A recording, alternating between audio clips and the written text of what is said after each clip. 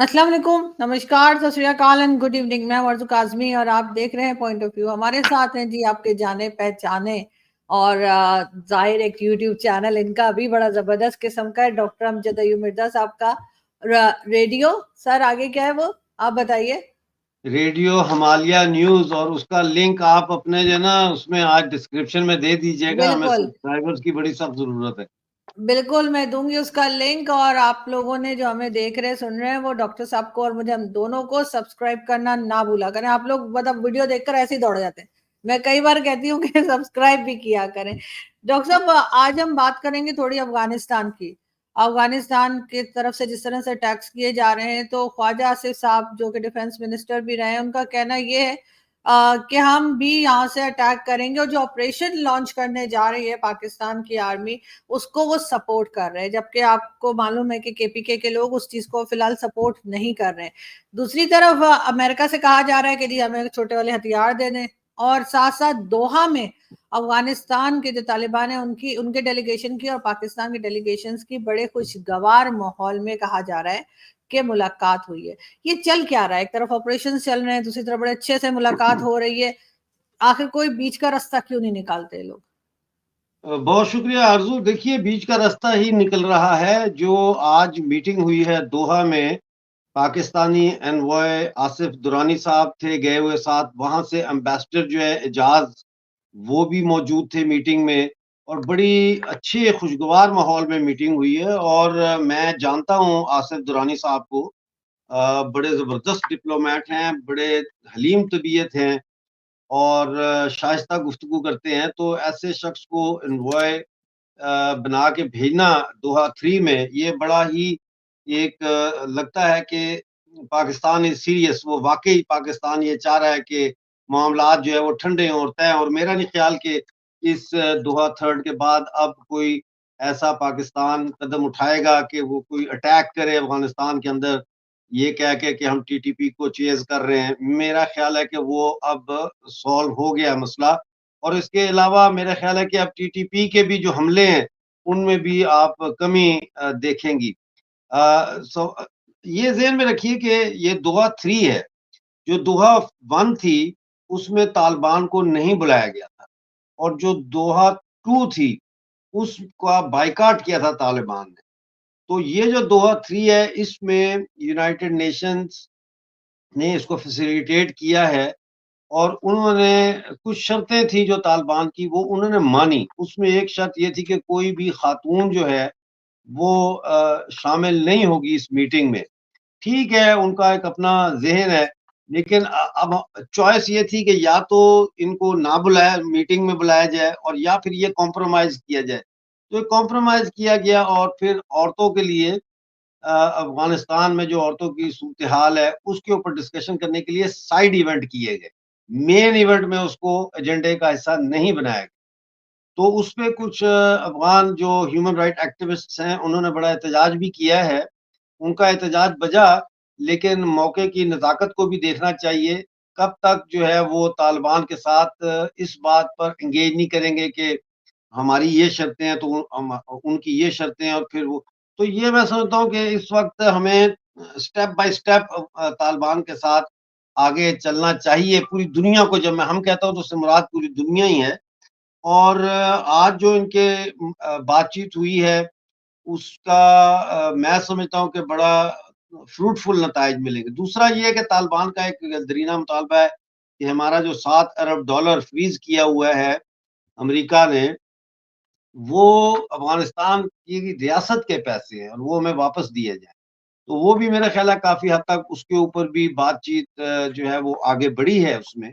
और तालिबान ने मीटिंग में बताया, उन्होंने कहा कि ये कहना गलत है कि हमने औरतों के खिलाफ जो है हम हैं। हमने 5,000 औरतों को सरकारी नौकरियों में मतलब है दी हैं उनको, 5,000 औरतों को।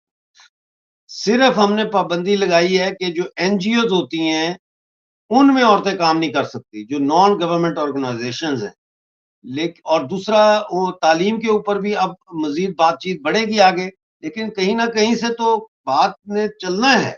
तो एंगेज हुए बगैर जो है वो ये मामला तय नहीं हो सकते।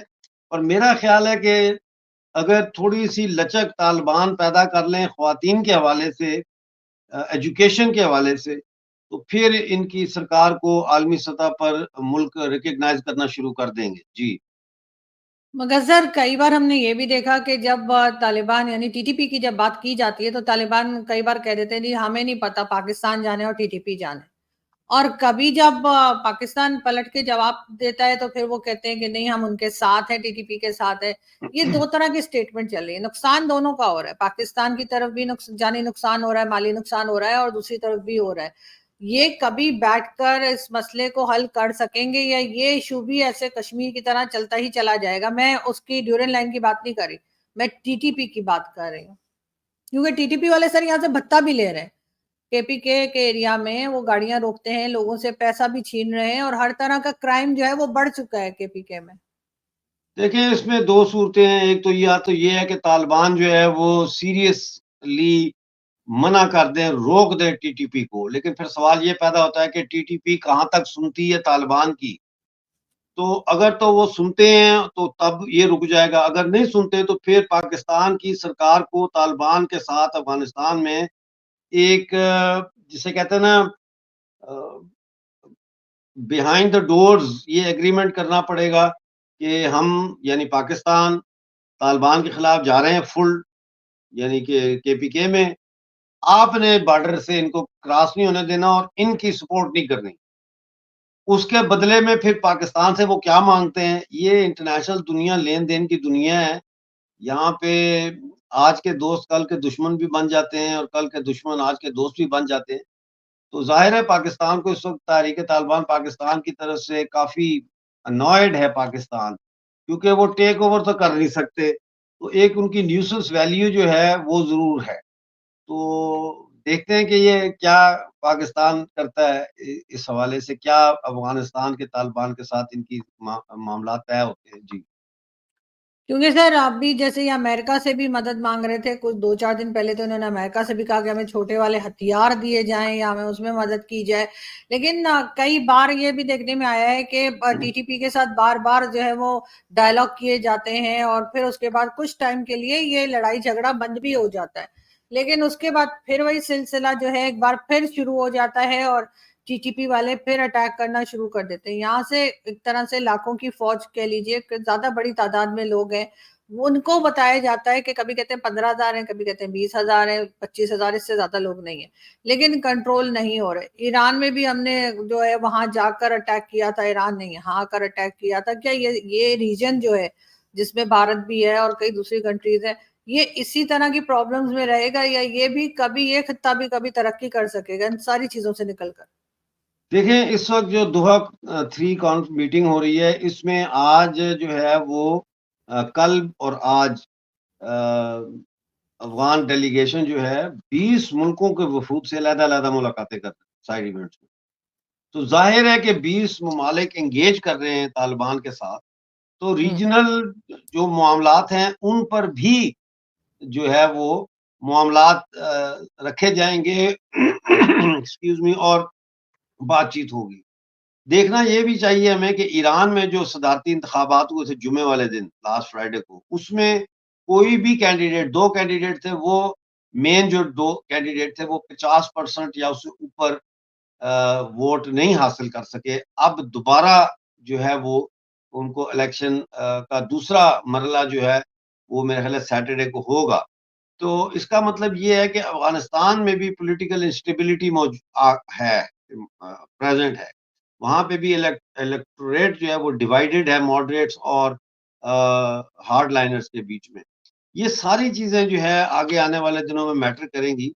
लेकिन तालिबान का जहाँ तक ताल्लुक है, ये टीटीपी का ताल्लुक है, मैं तालिबान से मुराद टीटीपी का ताल्लुक है, तो हमें ज़हन में रखना चाहिए कि टैमल टाइगर्स जो है, उसके बारे में भी लोग ये कहते थे कि ये कभी ख़त्म नहीं हो सकते और ये जो है बहुत बड़ा थ्रेट है श्रीलंका के लिए और इंडिया के तमिलनाडु के लिए भी।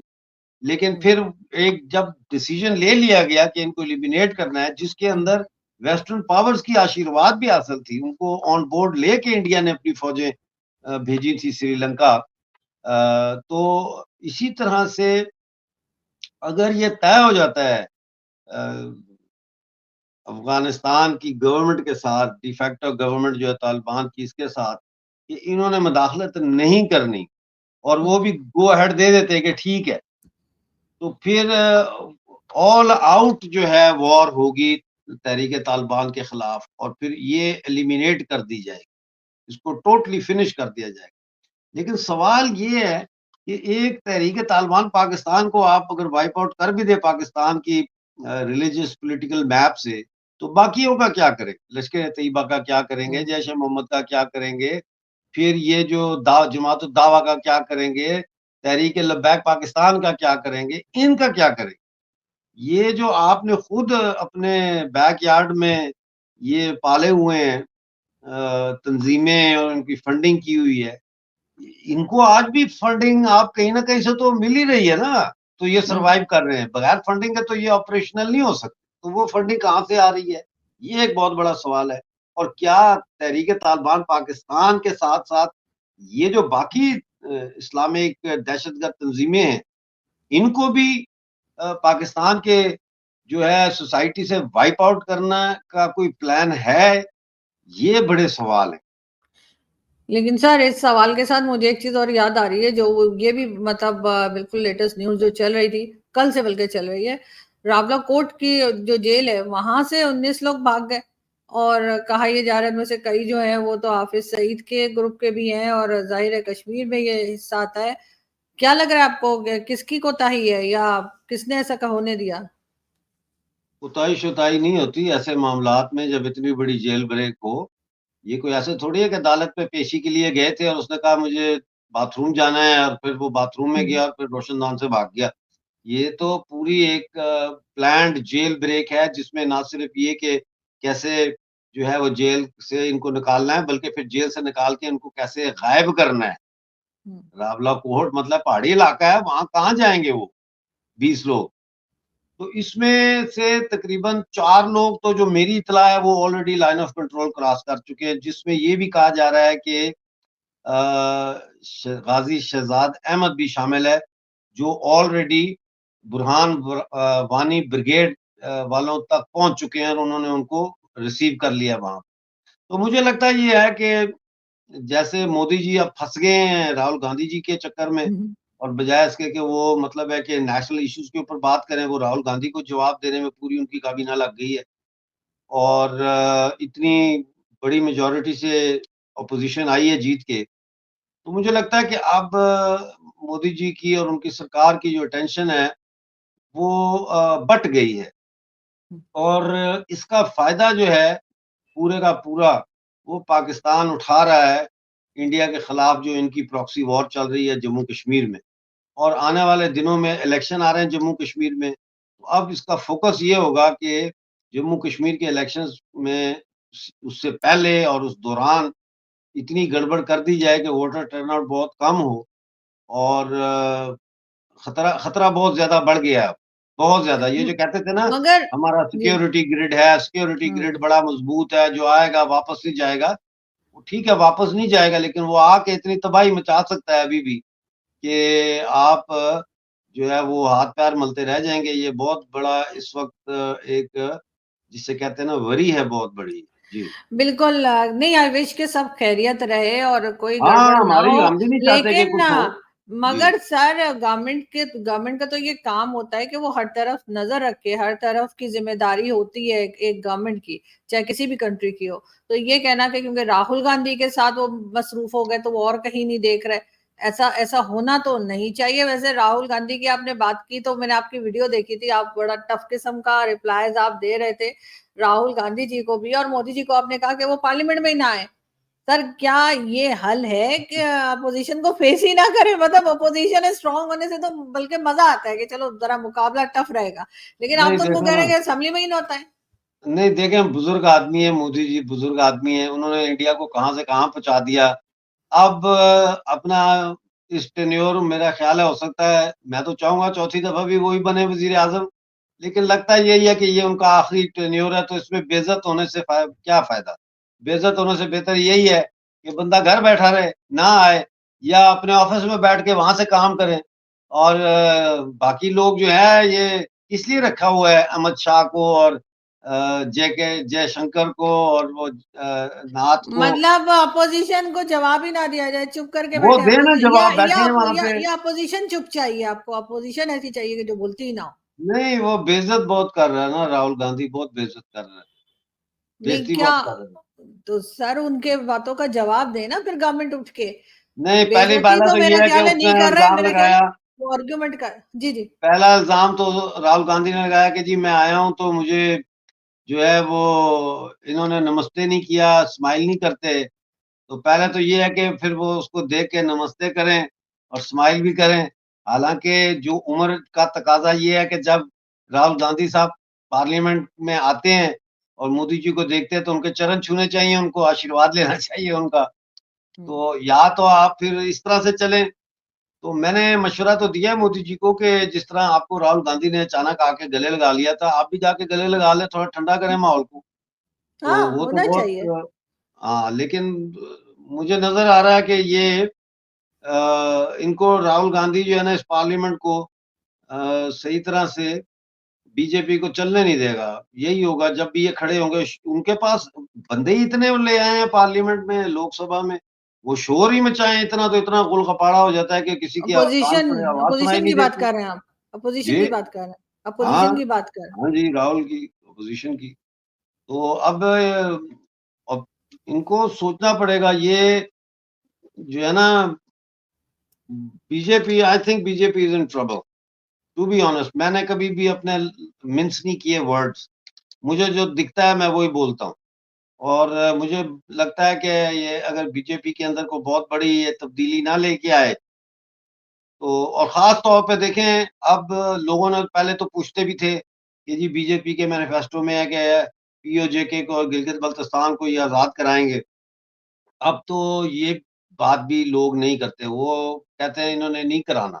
जो नारा, मुझे तो ये डर है कि ये जो नारा था ना, मोदी है तो मुमकिन है, कहीं कश्मीर में ये नारा ना लगना शुरू हो जाए कि मोदी है तो नामुमकिन है। You never know what is around the corner. तो बड़ी मुहतात होके बीजेपी को चलना पड़ेगा।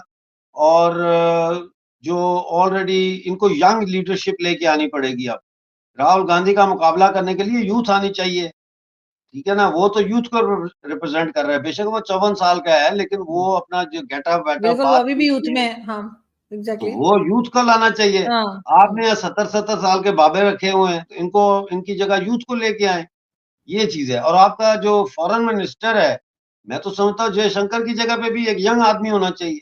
जयशंकर ने बहुत अच्छा काम किया है, वो सलूट है उसको। लेकिन अब नई पीढ़ी को तैयार करें ना। अगले 5 साल आपके पास है, 5 साल बाद आपको नया फॉरेन मिनिस्टर कहाँ से लाएंगे? तो अभी से तैयारी करें, ट्रेन करें, लाएं उसको, किसी यंग को। इतने आपके हैं, आप अपने इत्तेहादियों में से किसी पार्टी के बंदे को बनाएं। मतलब है आप क्या कर रहे हैं, मुझे समझ नहीं आ रही। समझ आई ना। होम मिनिस्टर जो है वो अ, उनमें और मुझे तो अब इस टेन्योर की, पहले वो ठीक थे, लेकिन अब उनमें और मुझे राणा सनाउल्लाह में कोई फर्क नजर नहीं आता। वही उसी तरह की लैंग्वेज ये अमित शाह साहब भी पार्लियामेंट में इस्तेमाल कर रहे हैं। तो ऐसे नहीं चलेगा। गवर्नमेंट को अगर मजबूत करना है तो आपको यंग जनरेशन को बीजेपी में आगे लाना पड़ेगा।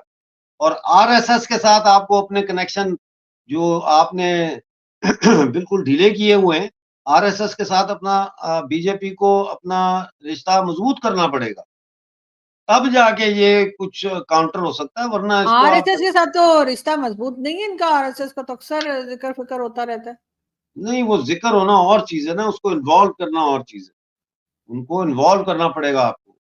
वरना ये जो आप अयोध्या में इतनी बड़ी दाढ़ी वाला बंदा जीत गया इलेक्शन, समाजवादी पार्टी का टिकट पे, टोपी उसने पहनी हुई है, दाढ़ी इतनी लंबी उसकी, तो फिर आपने इतने जो अरबों रुपया लगा दिया राम मंदिर पे, तो वो क्या क्या किया आपने?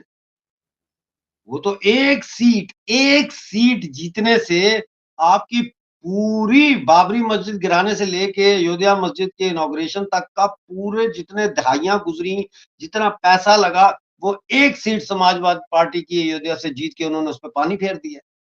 मगर सर आपको उससे तो विकट कॉल ये नहीं आ जाहिर रही। होता है कि राम मंदिर बनाने से लोग वोट नहीं दे रहे। नहीं, वो ये जो मतलब आप जो मर्जी निकालते रहे, लेकिन पानी तो फिर गया ना। योगी जी इतना अच्छा चला रहे थे सारा कुछ, 30 से ज्यादा सीटें हार गए यूपी में लोकसभा की, ये कोई मजाक है? तो इसके ऊपर खोज होनी चाहिए कि ये टिकटें किसने तकसीम की, ये जो इलेक्शन के लिए कैंडिडेट्स हैं ये किसकी चॉइस थी, क्यों ऐसा हुआ?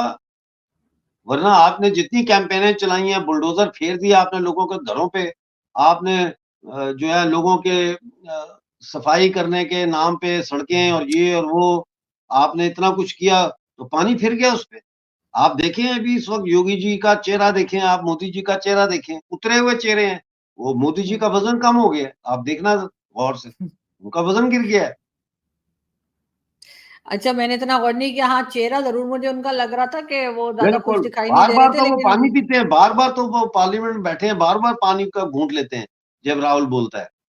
सर गर्मी है, पानी पी रहे होंगे। नहीं तो अंदर तो एसी लगे हुए हैं, वहाँ कौन-सी फिर भी गर्मी? सर एसी में भी सर देखो प्यास तो लगती है ना, एसी चला के थोड़ी देर बाहर पानी से नहीं पी पिएगा। के आया करें।